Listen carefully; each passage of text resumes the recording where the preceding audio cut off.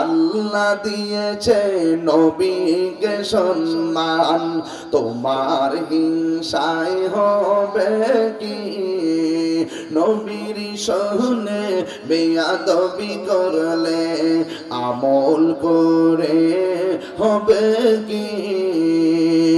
হাসরের ময়দানে কোন নবী কথা বলতে পারবে না, মোর নবী কথা বলিবেন, মোর নবী কথা বলিবেন।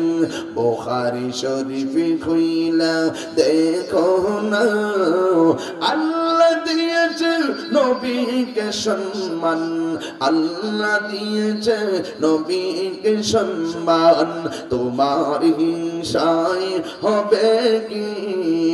নবীর সহনে বেয়াদবি করলে আমল করে হবে কি?